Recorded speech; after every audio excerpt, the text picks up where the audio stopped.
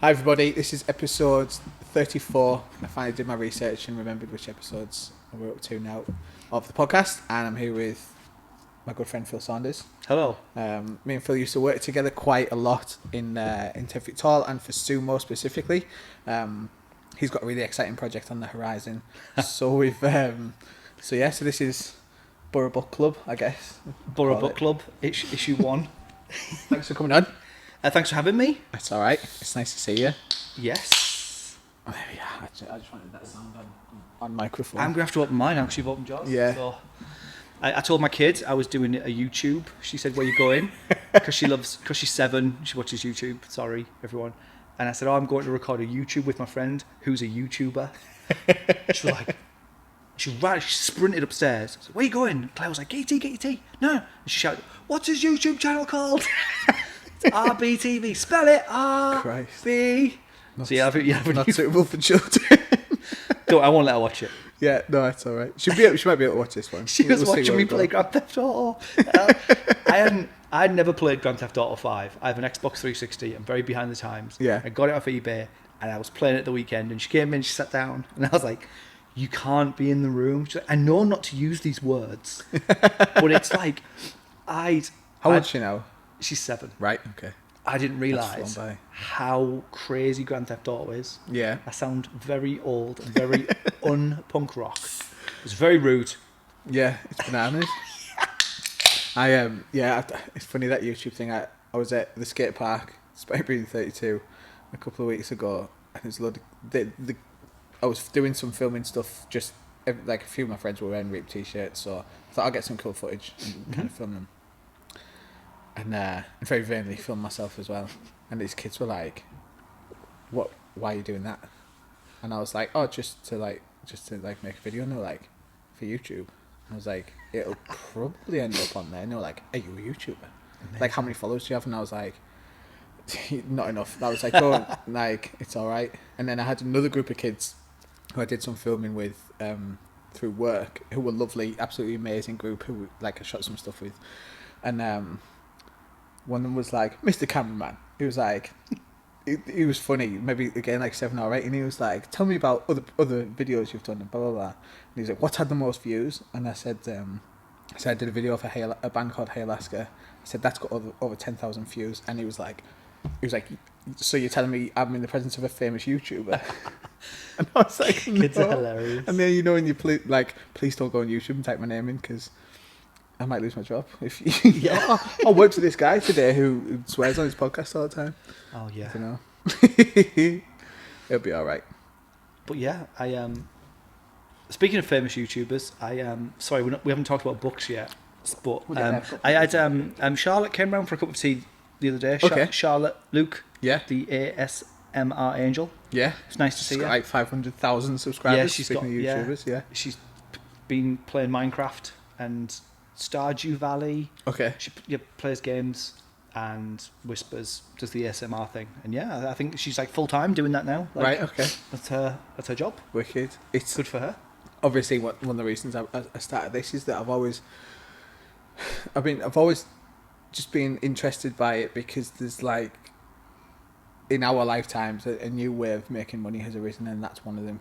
Yeah. Obviously, I have a job and it pays my bills, but I've always been kind of just had one eye on like other things and thinking like, oh, you can actually, right now, if you're willing to kind of put a bit of graft in, you can lead a really interesting life and like not have a boss. Yeah. And just like play video games, and it's bizarre. Yeah. It's really cool that it's possible. Don't tell my kids. No. Oh yeah. Apparently that's a real problem in school. Where they're like, "Oh, what do you want to be when I grow up?" And they're all just like a YouTuber. Yeah. I just want to play Fortnite. Yeah. Yeah, I can fill a swimming pool with jelly. Yeah. And jump in it with my friends, and a million people will watch it. But I'm seeing YouTubers, and one of the things that they do a lot is they give away money. So I follow Davey504. All right. He's a bass player. He's like I think he might be Italian. I think he's Italian, and he plays the bass. And he started off because he's an insanely good bass player. Yeah. But he's really funny as well. Mm-hmm. And he does a lot of giveaways, so he'll just walk down the street. He'll be like, "Right, today I'm going to give away a £10,000 bass guitar." Yeah. And he'll walk down the street saying, "Do you play bass? Do you play bass?" And someone will be like, "Oh yeah, I play bass," and I'll give you this.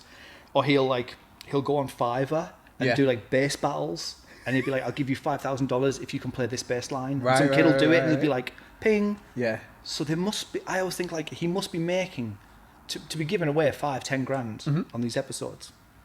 Yeah, well, it's cumulative. If you have millions of followers, and then you on lots of different videos. So if you had one video with 1 million views on it, you might get a couple £100. I think I don't know. I don't know the maths on it, but I think you'll do all right. But then, if you put a video out every other day and you start getting 3 million views on every video, that's when it really starts to. Yeah. But what I find interesting is most of the time, they've either got in like super early and well done and like really grafted at it, or there is an underlying skill that you have to kind of work hard at. Like that guy is already an amazing bassist, so he's got something. Yeah. You know what I mean? You can't, and I think that's where kids of the future might struggle, is because we'll have to kind of turn around and be like, you can't just be good at YouTube. Like you have to do something. You gotta have a talent. Yeah. Yeah. Lottie watches this makeup channel, right? And it's a girl who sits and does makeup really, really well while talking about like horrific true crime stories, and it's the most. It's a niche.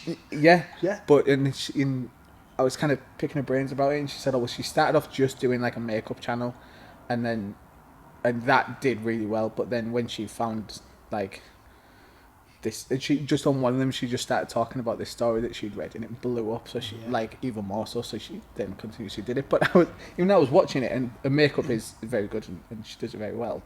But I was like, In your opinion. yeah. Yeah. I was like, it's hard enough to sit in front of a camera and talk and present something, let alone do your makeup at the same time. So like, you know what I mean? I think Yeah. You've got to have a talent for that in itself as well. Yeah. And like a knack for it. Yeah. Not everyone could do that. No. Like lots of Twitch stream. I know loads of people that have tried to start Twitch channels, and they're just normal people that game. And I'm like, you need to be, especially now, but even when it first launched, you need to be a pretty good gamer to get people to view it. You know what I mean? Like everyone plays Call of Duty. What's going to set you apart? Yeah. I don't know. I feel like I'm going down a really random. We've got this is Phil and Rick's YouTube, I think. So you wrote a book. Yes. Yeah. So speaking of things that take time. Yeah. And hard work. I wrote some questions. That's good.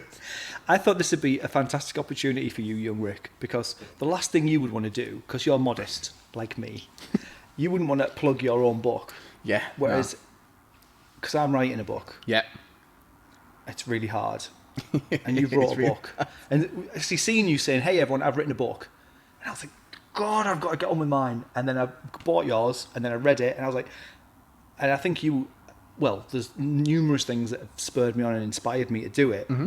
But I think definitely one of the reasons, without getting all emo on you, was I think you definitely inspired me to no, I need to finish this and do this. Yeah. Because, you probably know yourself. Like, how long did this take to write? Don't say like a month. Because I hate you. First of all, thank you. It's very kind. Second of all, it's quite short. Yeah. But it certainly took longer than a month. I think if you rewind a couple of years, I mean, from the time you thought, I'm going to write these stories down, this could make a book, I'm going to do it. A year ago, it was a blog, and it didn't exist on the internet. That's what it was going to be, and I'd half written one story, and then that laid dormant in a Word document on my laptop, and then lockdown. What happened was I end up in, like we were talking just before we hit record, I end up in spaces like I am right now, where I've got so much going on that I'm my own worst enemy, and I don't have time to work on projects like that. Yeah. So when we first, mid-March... It's like it's on a list, it's in a queue, and you never quite get to it because there's always something else. Yeah, I know that feeling. Mid-March, lockdown, bump, you can't leave your house. And I went, all of a sudden, I've got no excuses, I've got all the time in the world. Yes, I'm still at work, but I'm just bouncing off the same four walls in my house after that, on an evening. So I said, right, all right, what's on your list? Book. Right, I'll crack that. Start to finish with that, probably about 2.5 to 3 months. And I dare say getting it written was probably 5 weeks of that. Yeah. What was painful was like it's almost never finished because it's done, and then you go, Right, go back. Yeah. All right. Yeah. I mean, I very fortunate in that I had quite a few friends read over it, and correct me on a lot of errors and phrasings of things. Adam Long was an absolute superstar. I sent him it just as a bit of a, could you look over this? Johnny Grant as well was really helpful. But Johnny was like, oh, I loved all the stories. It was great, and it was a really nice, positive thing. Yeah. But despite him being a fantastic writer for a living, he didn't give me much like typo feedback and stuff like that. Yeah. Which Was he just like, yeah, it's great? yeah, he was like, I love this, I love how you've done this, and it was really nice because that kind of spurred me on again to continue with it. Yeah. Because he was my first if this is I was like, tell me if this is trash because I'll never put it out. You know what I mean? I thought am I embarrassing myself? Johnny's probably the perfect person because he's had like commercial success. Like you say, he's doing it. He's like a professional. Yeah. But he's also been in bands and he's sat in the van. Yeah. And he's done those things. So he's probably like the ideal guy. Yeah, Johnny was my water temperature. Like, is it even worth doing? Are all my friends gonna laugh at me? You know what I mean? Because I was like, I fucking hell, I have no idea. I'm terrified. Yeah. Yeah, and then, but Adam, bless him, sent me. I really didn't expect it. He sent me back like a marked manuscript of like, I don't know if you should use this word here, and I was like, I emailed him back, and I was like, I think you've got a future in proofreading. I was like, I know you've got a great job and you're really happy, but I was like, just in case you ever needed a side gig. Class. But you end up, I must have done that myself 3 or 4 times before it. So I read that book. Obviously, I wrote it, but then reread each story and corrected things, and then I sent it to all the guys in the band, saying like, are you okay with me doing this? Well, that was one of my questions. Mm-hmm. So, when you're writing a book, like, part of a good story is great characters, Mm-hmm. and I think part of this book, and I dare say part of, the book that I'm trying to write, the people are like, they're some of the best bits. Yeah. But like, if you can do it without it, you can tell the story of like, we got in the van and the van was wrecked, and like, were we going to get to the gig, or I had to hide in that bunk bed when you had to hide coming back from the festival. You could still have all those things in, but like, it gives it so much more context and makes it more real when you talk about, whether it's Charlton or Gary or whatever. So do you get those people's permission? Do you just do it, or? I did. There was some stories that I left out because I was like, there was no way that I could put them in without just like exposing people and maybe being quite nasty about them. And there was a couple of things that are in there that I had to tread quite carefully on.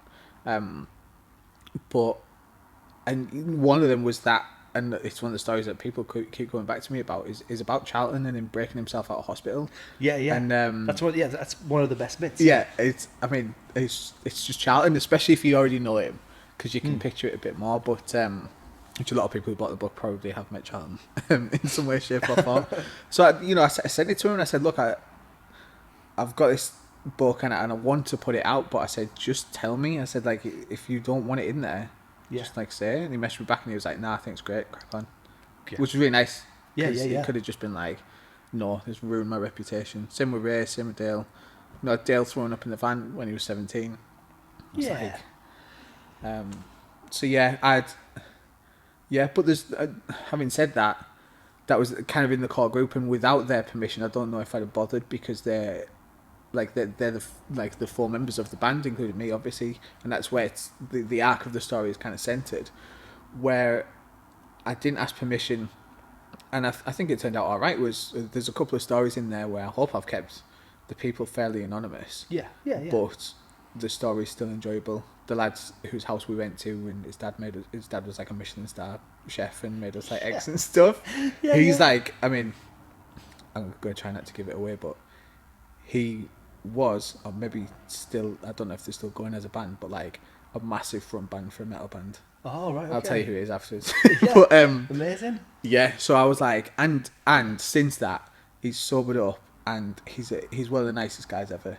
He really is a good person. So I thought, I don't want to... I know the guy you're talking about now.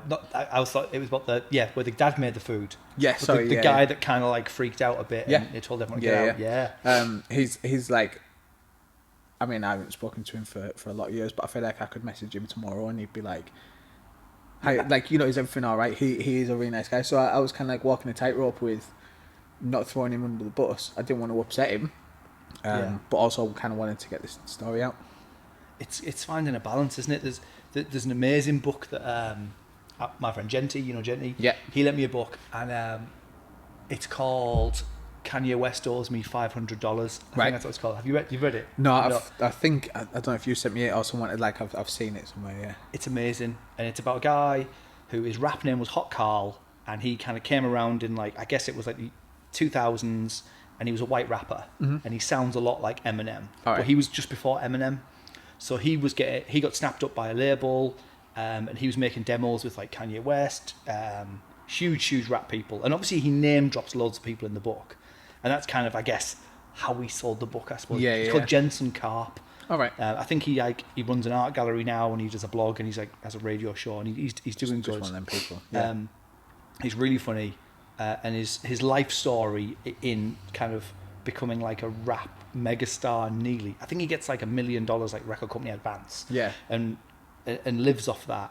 And I won't tell you the end. Yeah, I yeah. don't want to spoil the book, but there's a story in there where he says basically he's in LA, he's in the Hollywood Hills, and a very, very famous American actress basically comes onto him, and they nearly sleep together, but she stank or something like that. It was in the book. It said like this woman's not brushed her teeth in like 20 weeks. Okay. And he doesn't name her, and it's still a great story. Yeah, yeah. But he probably wanted to. But it's interesting that he's named Yeah. Kanye West. I think as long as it's not slanderous. Yeah, there's a bit in the book where he takes the book to Kanye West. Right. Well, yeah. but yeah. Yeah. I didn't get a chance to take that to Frank Turner, which was my only concern, which is why I worded that. Oh yeah. That paragraph To Frank quite. Turner bit. Yeah. But that's fine. I think he'd laugh. Yeah, I think he would as well. But to avoid any kind of litigation, I just settled the circumstances that I didn't directly blame him. Well, you were with a group of people. And Yeah. Yeah. And it was just timed right. It happened to be the time that he left and his tour manager came back.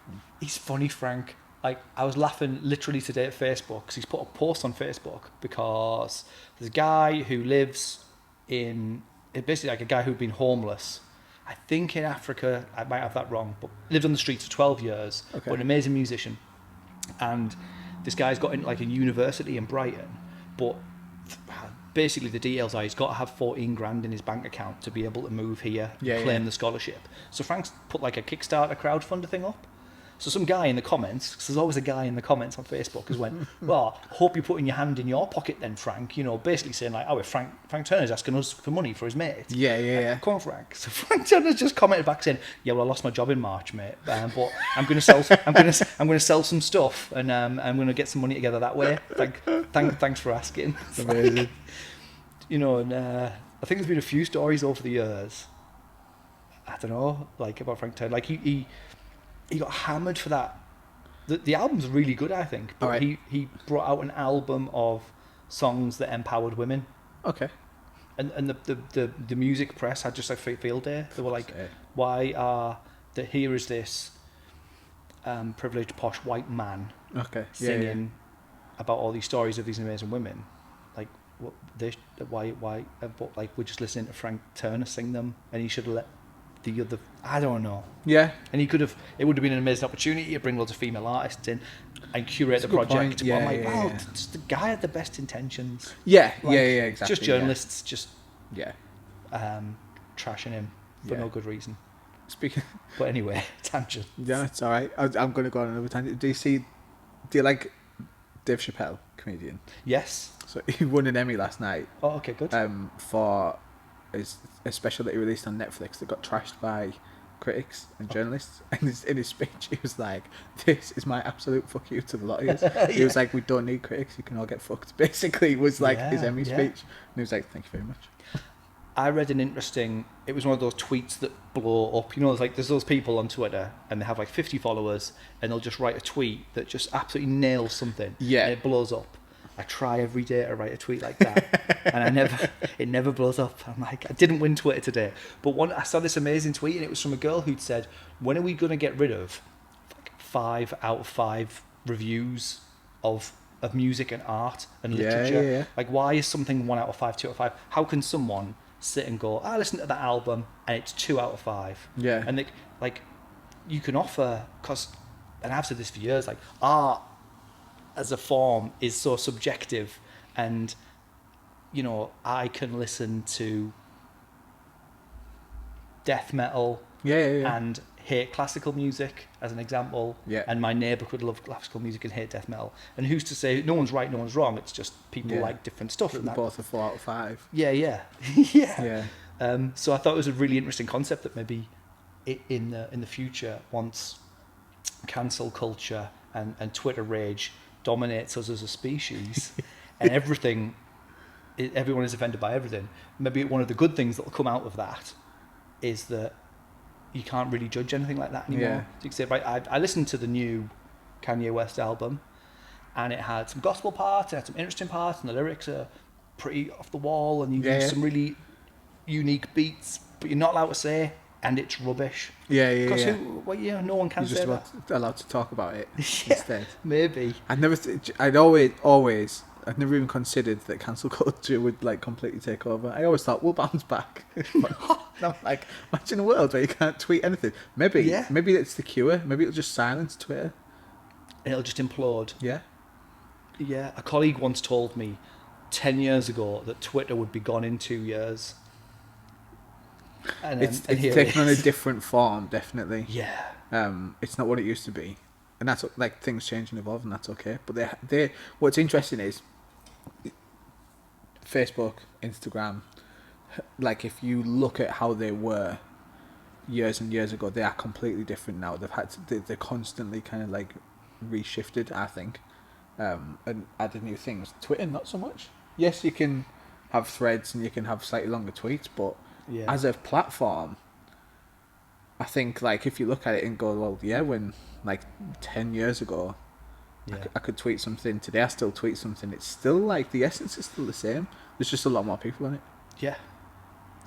It's mad. And like I always thought that the way that it might kind of eat itself is that I think people really like organisations struggle to monetize Twitter. Mm-hmm. How can we use Twitter to make money?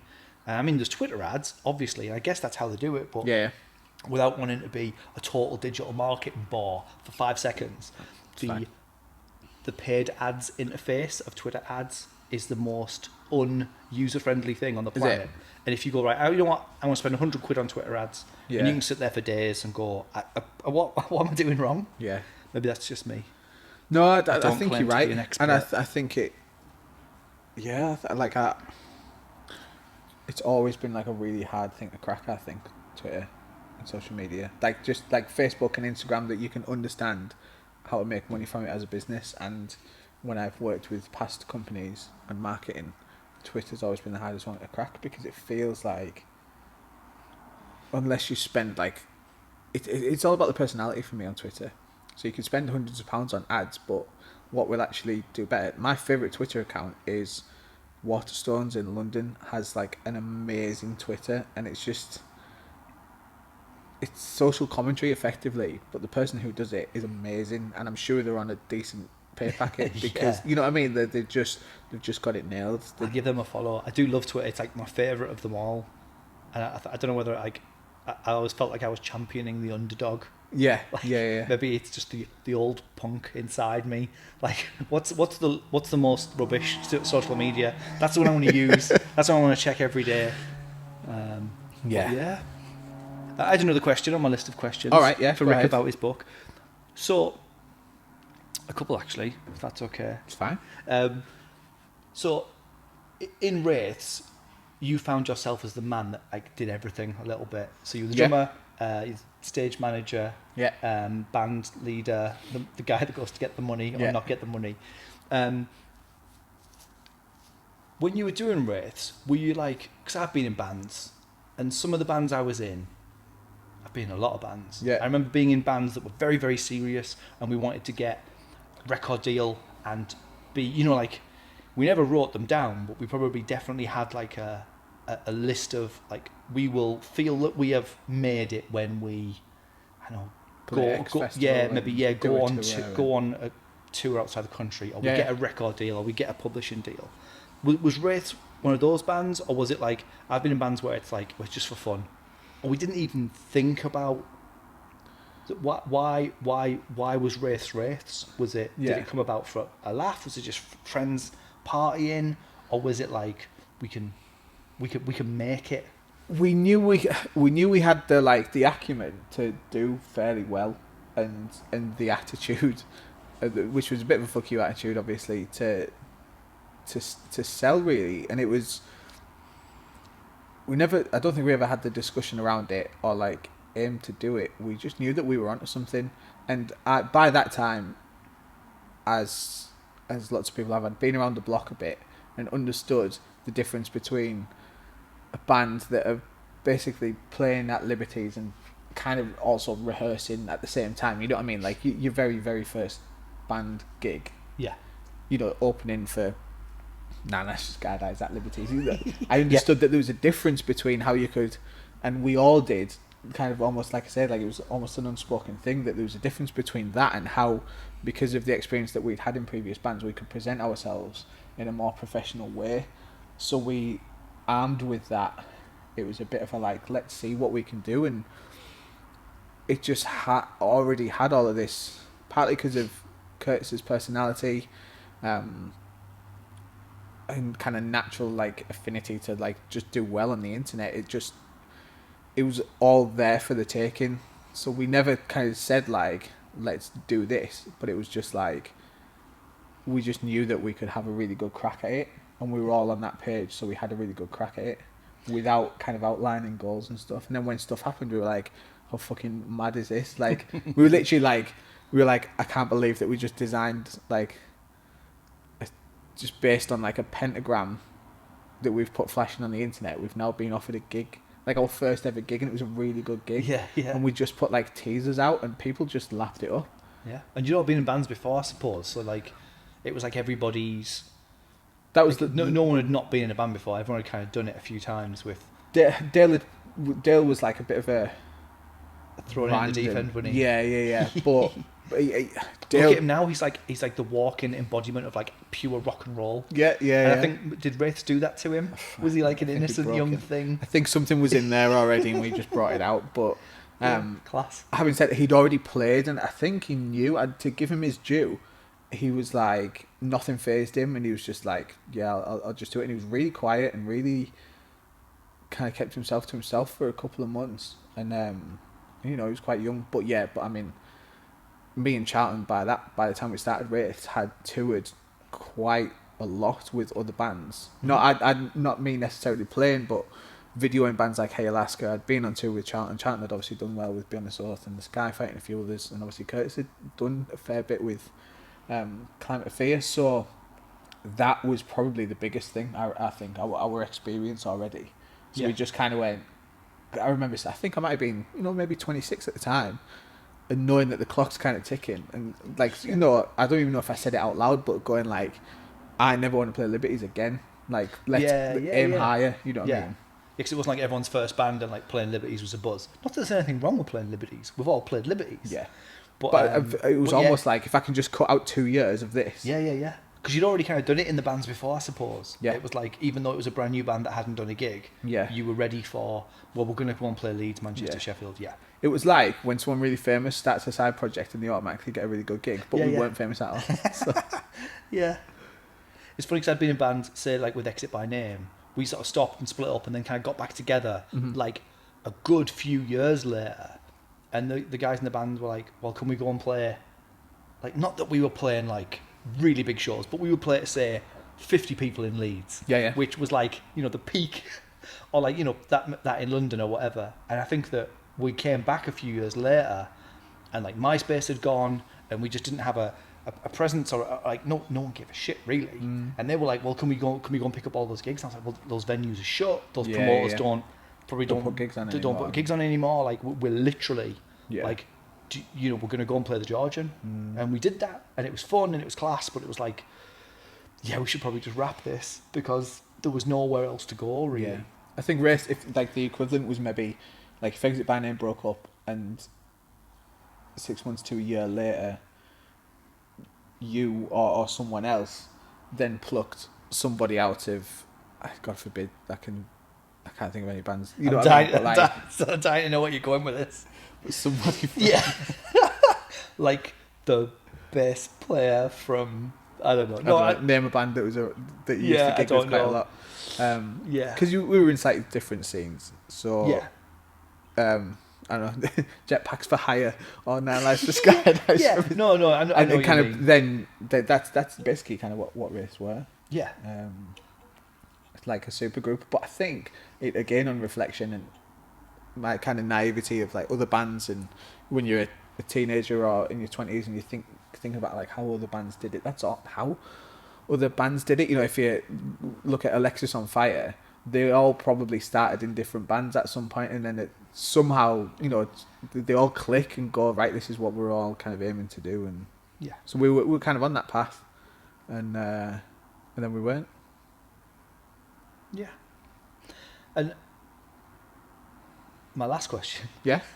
Sorry, I wrote down questions. No, it's all right. So structured. It's quite not very interesting. rock and roll, is it? Like, how did you stop the book being? Because the thing I'm struggling with is I don't want to write a book about me because All right. that feels like I don't know, the wrong thing to do. And whereas this is very much feels like a book about being in a band or All right. going on tour in like battered white vans. Yeah. And like, how did you kind of depersonal? How did you find like depersonalizing it somehow? It's quite like- interesting. Yeah. Was it intentional, or does it just kind of come out that way? Because it's very relatable. All right. And I dare say that if you give this to somebody on the Isle of Wight who doesn't know Rick or Teesside or whatever, Right. they could still read it and be like, yeah, All right. you know, okay. that kind of, That's good to know. because it's I'd- a story about, you know, being in a band that nearly made it. Yeah. That's Like yeah. Mark Radcliffe has a book. Yeah. That, God, it probably came out 20 years ago now, but I picked it up because I loved Mark Radcliffe and like the Mark and Lard show before your time, right? I know the name. Yeah. So- yeah.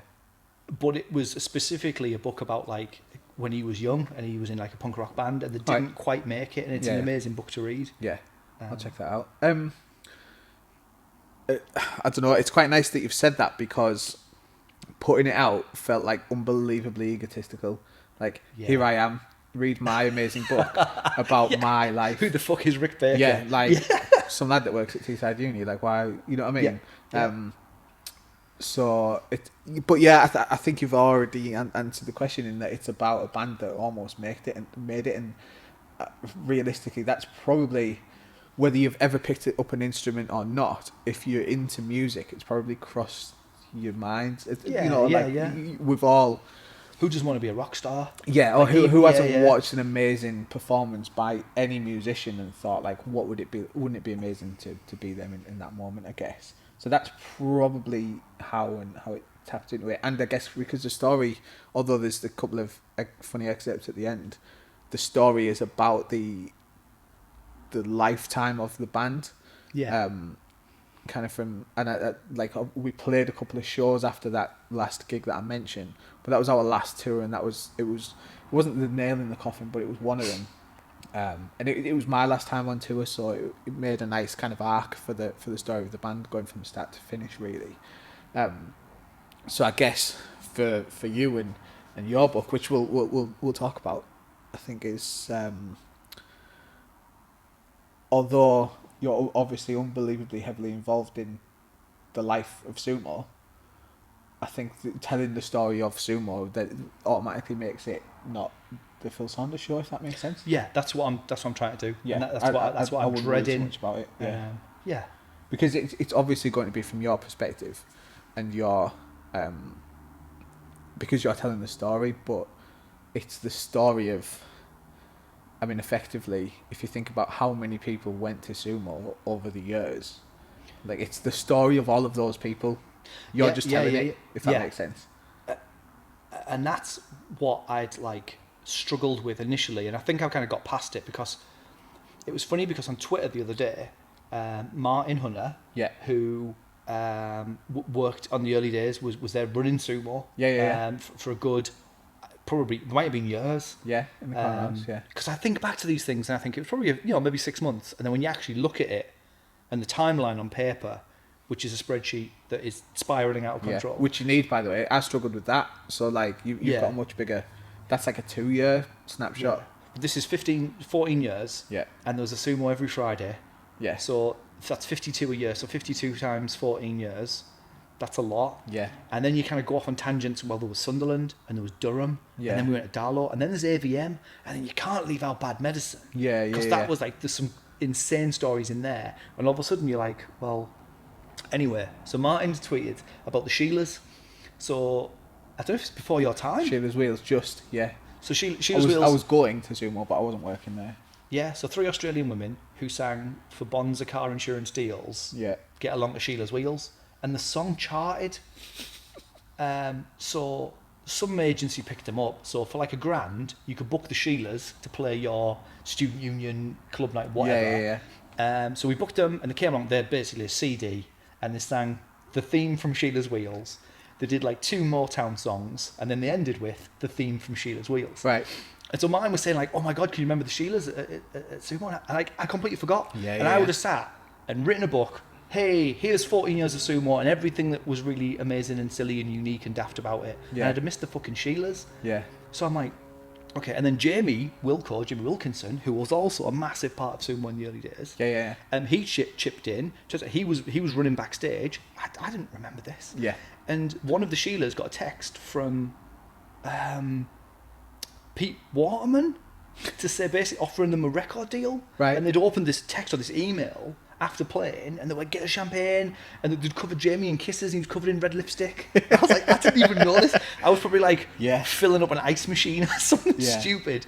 And I was like, so here's my point. I sort of right, I need to message like Gary Bell, Rick, Danny Velterell. I need everybody who was part of this thing, and worked on it for years and years, because do I need to form some kind of like consortium or like a team of consultants? And then I thought, well, and I said, I still will meet up with them, and it was trying to get diaries to align. Because everyone's busy now. I think I think I'm over it. I'm like, no, like you said, it's like, well, I'll just tell it, and I'll probably miss bits and forget bits. And I'll probably tell a story and say, oh, in November 2017, this happened. And then Kev will be like, oh, Phil, that was 2019. Well, that's where you get them to proofread it. Yeah. So get Kev to proofread it, I'll proofread it. Because that happened with Charlton as well, actually. Cause it feels like I should send it to about 15 different people. That's okay. Yeah. I said it to, Charlton, bless him, gave me his blessing. And then he went, you've got this date completely the wrong way around, and that photo's from that. And I was like, oh, thank you. So get people to proofread it. Danny Jones is going to have a fair bit to say. Can I do a guest story? Yeah, absolutely, yeah. I was talking to Johnny Grant, but I didn't want to spoil your project. It was after you'd please announced it. Jump in. And I mentioned it to Johnny, and he was like, why don't you do a guest chapter? He was like, you're a huge part of someone. I was like, I know. But Yeah. It's like 6 years, 7 years. Something like that, yeah. I think overall, if you think, there's like a really awful way of like the way I like remember the timeline. It was to do with like girls that I was with at university, and we'll just leave it at that. Because I'm like, oh yeah, I was going out with her when I was in my first year at university, and yeah. And so it was quite a while. Let's just leave it at that. Yeah, it might have been, if you think about kind of part time, even just stepping through the door and flyering. Yeah. Initially, here's how long ago it was. For some reason, for whatever reason, my mobile phone wasn't working, but you rang my landline in my house in Billingham to chat through, like, me doing some flyering there. That's crazy. That is what I mean? cool. A long time ago, yeah. On your first ever shift at Sumo in Corner House, did you get mugged on the way to work? Was that your first shift? It wasn't my first shift. No. It was about 6 months in. Yeah. Yeah. He went in prison for that. Did he? Yeah. Good. Yeah. I had to like pick him up with police line and everything. It was mad that. I was So for the listeners, so Rick turns up for work, and I was, for whatever reason or whatever event was on, I was like, I can't wait for Rick to get here, because I was probably busy. There was bands on. Yeah. Which was always like a 2-man at least. Or I think even I had to go somewhere else, because we used to famously like you'd always have something else on the same night. Frankie Boyle would be at the town hall on the same night. Yeah. So you'd have to like, we'd double up, wouldn't we? Yeah. So I'll be like, I'll get the dressing rooms ready, set up, get the band in, and then at 10 o'clock, an hour before doors, Rick will turn up. I'll bomb over the town hall or whatever, finish off that. Get the money from, who knows what, running up and down Albert Road, trying to run an events company. And you turned up, and I was like, hey, so someone's in the dressing room, and here's the stage times, and here's some blue tack and cable ties, as we did. And you just looked a bit dazed, and I was like, Yeah. are you okay? And you're like, can I just get a glass of water? Guy just like, Yeah, beat me up in the bus station toilet. yeah, attacked you from some behind. Yeah. Yeah. It And I pretty, was like, obviously the kind, caring co-worker was like, okay, do you need to go home? yeah, And in my head I was thinking, you were very good. Yeah. please be okay. And in my head, I was like, I've got this far. I just want to kind of get pissed Yeah. and like enjoy. Just it now, piled but into a 6-hour shift. Yeah. 6-7 hour shift probably. Yeah, but I could drink, and all my friends were there. So it's all Okay. right. I think I still feel that was about me still feeling guilty. No, I don't. It's all right. Yeah. I wouldn't. I would have just left. Yeah. Yeah, yeah. What's really funny about that is because when you're like 18 or 19 or however old I was, like when something like that happens, I just like you post a massive rant about it on Facebook, don't you? Yeah. So I did that. I didn't tell any but like any of my family, and someone like screenshotted it, like one of my cousins sent it to my mum, and she the next day was like, oh my god. And I was like, oh my god, I'm so embarrassed. I was like, I don't want to go through all this. I was like, it happened, like, Yeah. you know what I mean? And but then she was like, no, like I think we need to tell the police. And I was like, oh, for God's sake. So I was hungover as well. But then the police came out, and like I say, eventually it led to the guy getting arrested. He went to jail for a couple of years. Man. Because it was like the last of he'd been arrested before, shall we say? Right. So yeah, but like it just, you know, looking back at it, I was just like stroppy teenager, like fuck's sake, I can't believe this fucking happened. Yeah. Blah blah. What a dickhead. And then I was just like, but I'm not going to the police because I was hungover. I don't Yeah. know. Yeah. But She had too much to do. But I should as have. always. So if something bad happens to you, go to the police because Yeah. Tell a grown it's up. worth it. Yeah. Tell a grown up. Yeah. So when after I got mugged, I won't go into details. I'll tell you something about that afterwards, which is quite funny, but I can't say on the podcast. But I spent a bit of time. I spent a few years. It was obviously like a big knock to my confidence. I was working in nightclubs, which can be violent places at times as well. Yeah. And quite scary. So I spent quite a few years kind of researching and almost going to train at like boxing gyms and Muay Thai gyms. Yeah. And it was effectively I've just run upstairs, so I'm out of breath. Yeah, the trigger point for me, like learning martial arts. Yeah. Which is quite interesting if you think about the path that I've ended up on. Yeah. And now it's like mixed martial arts and jiu-jitsu are like huge parts of my life that I often wonder how I would have dealt with life up until this point, because they've given me a lot of really good coping mechanisms for stress and stuff, I think. Yeah. So you're like, yes, that was like horrible, and I wouldn't wish it upon anyone, but because it happened, Yeah. yeah. And I mean, Set I guess you down that path. yeah, which is very very fortuitous, because some things like that can often do the opposite and just kind of lead you down a bit of a sad road, you know, depression and all sorts. So. Mhm. Oh yeah. So yeah, strange times, but something good came out of it. And yeah, I remember you saying like, do you want to go home? It's okay if you want to go home. Yeah. And thinking like that was really nice of you. Oh, thanks. So yeah, but no, I was fine. I kind of wanted to. We had a heart. We had a heart. Yeah.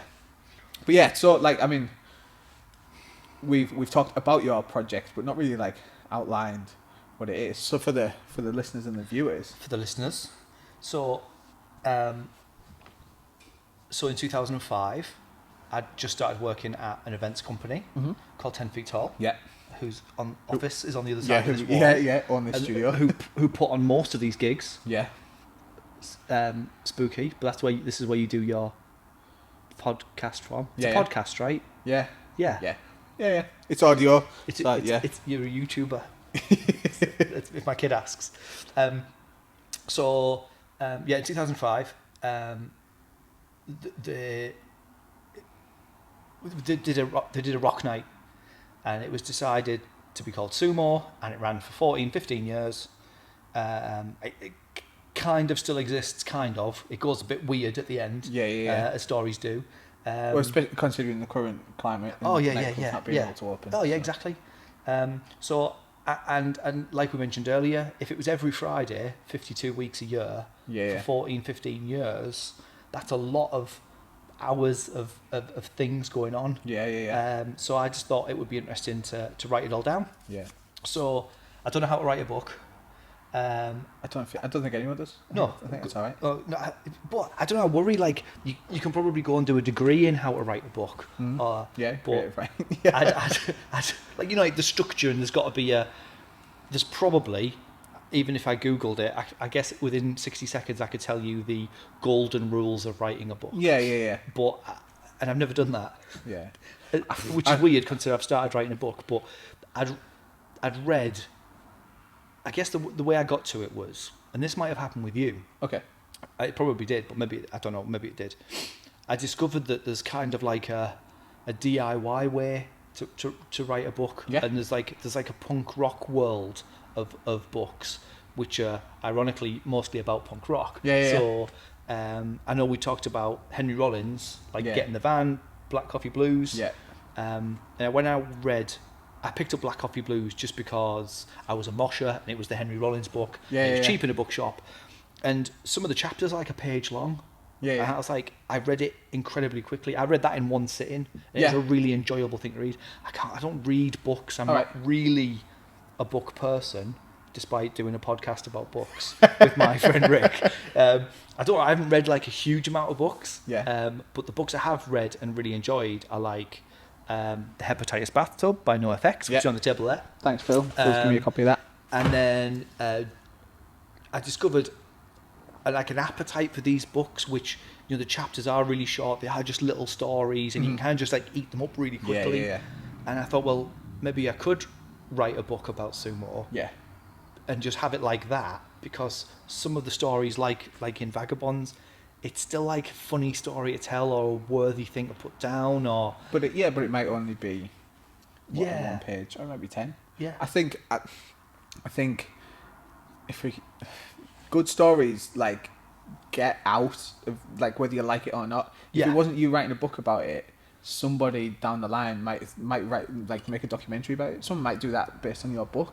I think good stories get out there somehow anyway. Yeah. So if you're the kind of vessel for that, I think it's alright, because I wouldn't worry about it too much, because like I said, the story is good. Your main character, which is Sumo, really, is super interesting, like I say, and effective to a lot of people. And what again with Vagabonds, the luxury is that you don't have to think of a start, a beginning, and an end. You say I understand the ending might kind of tail off, and there might be a little bit of kind of curation on your part to figure out how you do the end, and where you might call it the end. Because I won't get into it for people who don't know, but there's do you call the 10 feet tall end the end, or like do you call COVID the end? There's a couple of creative options, which is up to you. Like Supersonic. Well, the guy that made Supersonic said he does like the big gig at Nebworth. Yeah. And it's like, and Oasis were class, and Oasis were absolutely massive, and there's a shot from the helicopter, and then he just kind of wraps it there, because you can get lost. So I think you've got a starting point and you've got an end point. Like I said, I think where your task is toughest, which I found quite hard, and I just had to chip away at, was like the order, and like I kind of putting these stories down and going, hang on, when did that happen? I was like trawling through Wraith's Facebook for like it was like, what are you doing? And I was like, I'm trying to find gig posters to figure out. On Haxed for days and nights. And like massive thank you to the people of Haxed for not just pressing the delete button, and they've archived everything. So like I've got set lists. I got the set list from the first ever sumo, which I think the poster is up there. There's the poster up there, So 12th of August 2005. Right. So I got the set list. And it was crazy going back and like reading my own posts. Yeah. Hey guys, so it's week 6 and we've got this band from London and they're called Johnny Panic and you should check them out. Yeah. And like no one commented. commented. Is that Rob Sully's band? Yeah, it's Rob's band. Yeah. Just typical phoned my mate. Can you come and play my club night? Yeah. Which is kind of how a lot of it went. So I figured it would be good stories. Maybe just pure self-indulgence is a little bit of it, because I thought, once I'd had the idea, like, I could like write a book and put them all down like Henry Rollins style, like NoFX bathtub style. Well, I'll have to do it now. Otherwise, I'll be 80 and I'm sitting going, I wish I'd done that book. Do you know what? I wish like that. Just that thing of like when something pops in your head where you're like, I wonder if I should. I'm like, where did that come from? Like, can't I just... It's horrible, isn't it? And what I did was, I thought, I'm going to text Rick and ask him to come on the podcast and talk about it. And I'll message the guy just point blank. So point blank zine did a little video. I thought, if I put it out there and I'll do a little website and I'll set up a Twitter account, and I thought, I'll just put it out there and then I'll have to do it. Yeah. You know, like a little bit like, well, we used to do it with events. We'd be like, the sumo beach party is coming, and then we'd sit in the office on Monday morning and go, so what happens at a beach party then, Rick? Get some inflatable parrots. Yep, inflatable parrots in Google. I used to tell people, like, it was such an interesting experiment, and I wasn't a very hard worker when I worked at Tim Victor, I think, to start with. But what was like, sometimes people would be like, what do you do? And I'd be like, I wake up on a Monday, I decide what's going to happen in a club night on that Friday, and then I've got 1 week to figure it out. Yeah. But what's interesting, it forces you to get it done. Yeah. You know what I mean? You'd be like, oh, what's make happening Friday, Rick? 20, and it'd end up after that chat of what we're doing this Friday, what's on, and because you'd have something advertised, and you'd just be like, you know, like a list for Nathan, and you'd be like, well, I fucking need to check everything off this list. Yeah. Because otherwise, it's not going to happen. You need to open these doors and let people in this club night. We were sometimes more organised than that. Yeah. You'd kind of like say, well, oh, there's a good date. Yeah. Oh, yeah. But, like, it was an interesting experiment. Yeah. So I've made a timeline. Yeah. And I've kind of, through using Hacked, MySpace is still there. Like, what on earth is going on? Have you tried to look at a MySpace? Yeah.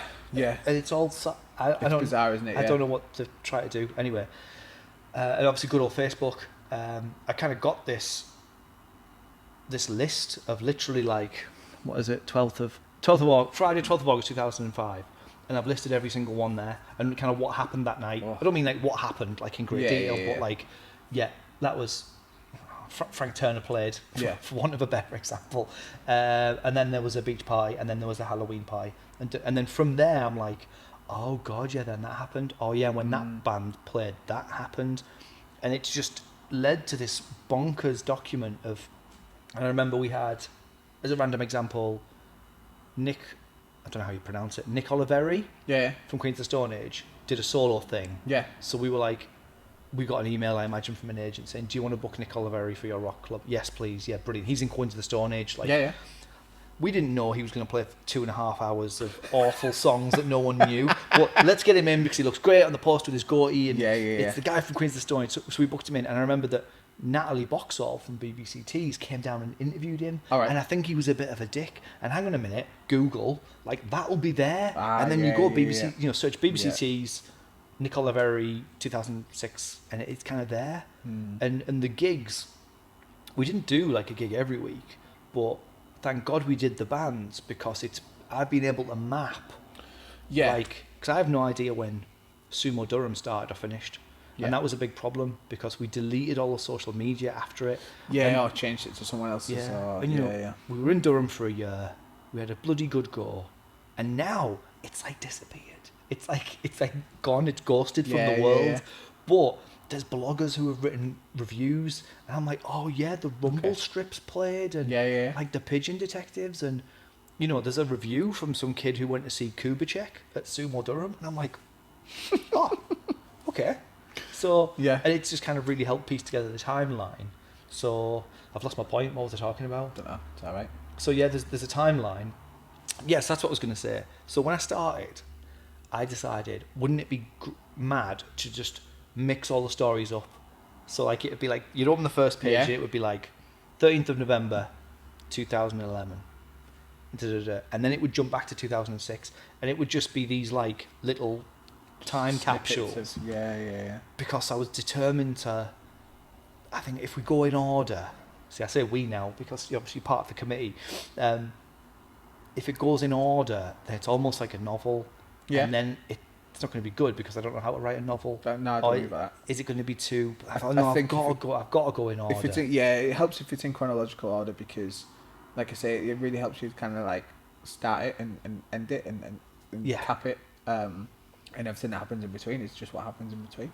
And I think that I think it works because if you think about what will end up being your middle, you were in the thick of it. You know what I mean? It's Yeah. like right in there, and that's where kind of like the meat of your stories will be. I think it'll be fine.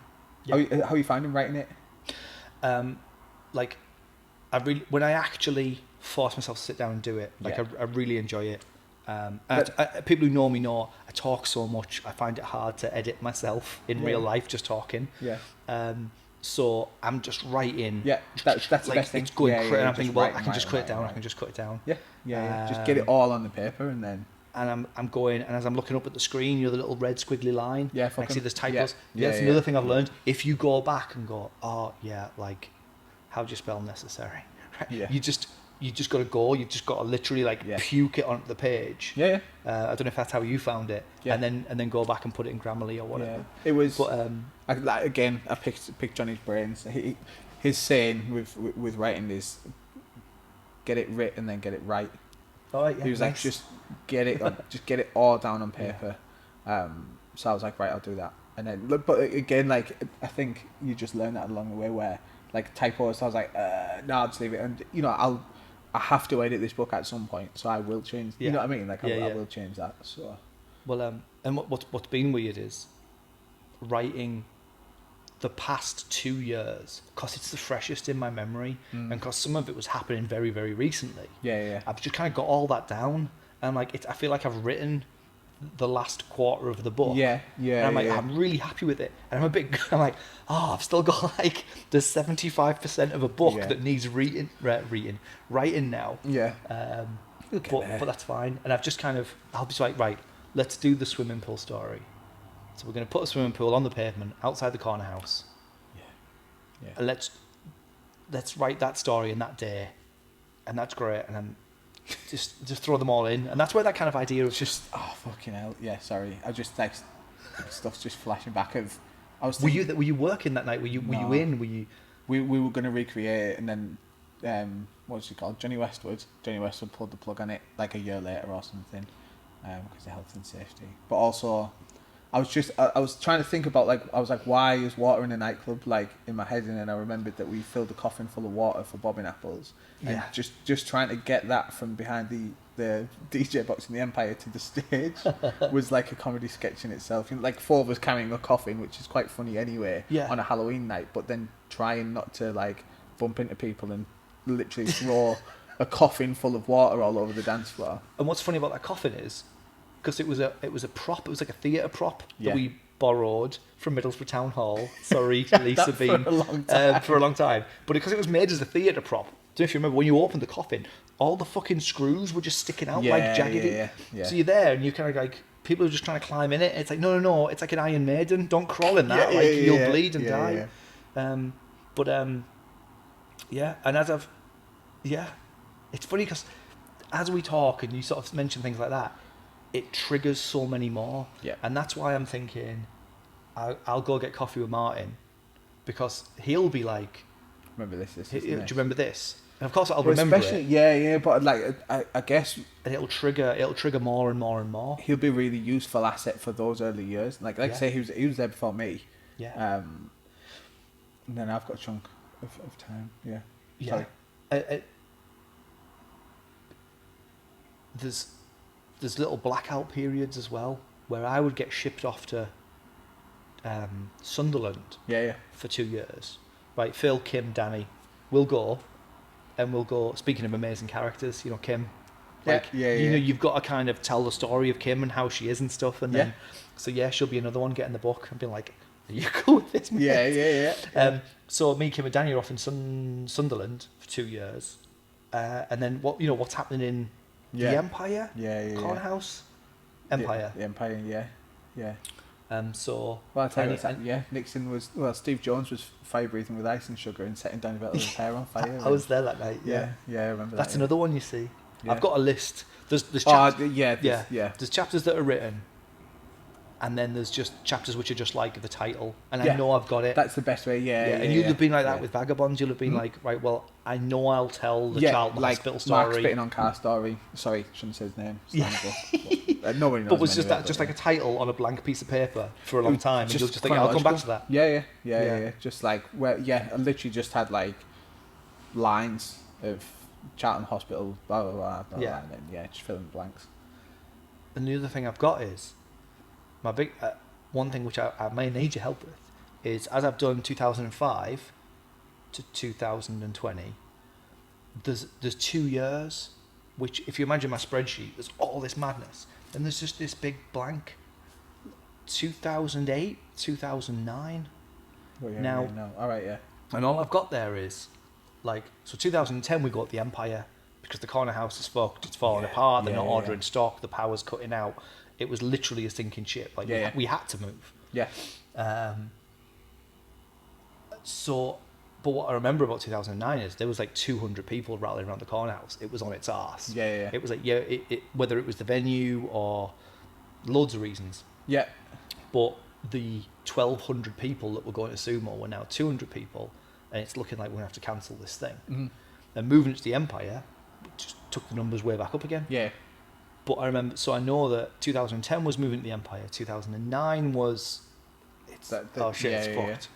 But 2008 was like, there was like this crazy glory year where the queue was right up Albert Road. It was the only place. Saturdays didn't exist. Yeah. There was no play, there was no Metropolis. So everybody just went to this Friday, indie, rock, pop, whatever you liked. You just kind of went there. And it's just like this mad blind spot, because I don't know, was I in Durham or was I in Darlow, or was it just, did we just roll in a period where we'll just open on Friday? Yeah, maybe, I don't know why there's nothing to like grab onto. All right, okay. I can't find a gig. I can't find a... I think right at that point I was back and forth from uni, so I was flyering bits, and so I've been around, but I definitely won't have been sober. What year did you start? Like when did you become Mr. Sumo? It was after I graduated, which again, how old am I? I don't know. So it was 10 years ago. I'm 32. What year is it now? 2010. Probably 2010. I started back end of 2010. I'd come back from uni and started like doing about 20 hours a week. So did you come in as Empire Sumo? It was the last 6 months of, the last few months of Corner House, and us trying to, being like, what are we going to do about this? Yeah. And then launching into the Empire was when I started. Running to Tesco to buy vodka because the venue didn't have any. Yeah. It's just like, Sainsbury's. Running to Sainsbury's. But I was involved kind of, but again probably from a bit of a lesser perspective, more of a like, I'm going here and getting pissed, and I might have like done wristbands for a bit, and kind of like those mad little, like doing guest lists, those mad little jobs that you find yourself doing to earn 20 quid, which is great, by the way. It was a really nice way to kind of fund my lifestyle at the time. So smoking in clubs, that was crazy. All these little things that I found like a kid who had ranted on the internet because we were charging 50p for a wristband. Yeah. And they're like, I have to smoke outside now, so I'm already angry. And they're going to sell me a wristband to do so for 50p. And they say they're giving the 50p to charity. And I bet they're fucking not. And they weren't.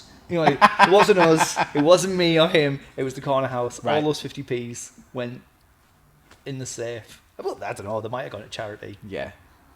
And poor Danny sat there, you've got to have a wristband and you need to give me 50p. Oh, fucking hell. Yeah. It was Nicola for a bit, wasn't it? Oh, it was Nick and Kim. Yeah, and Kim. Just Kim getting it in. Yeah. Getting it. No wonder she's so angry. I never... I mean, that shift of like, for me was the corner house never smelled the best because everyone was in there spilling beer on the floor and smoking. Yeah. And like, we used to... A song would come on that we did... It, not smoking indoors shifted the entire landscape of nightclubs, because what used to happen was you'd have a room with 500 people in it in one part of the corner house out of 1,200 altogether. So you'd have 500 people in this one room going mental. You'd play a dud. Half of the people would just like move over slightly. We used to walk 3 feet and have a cigarette in the corner. While a song played that we didn't like. So the club constantly had an atmosphere of full people.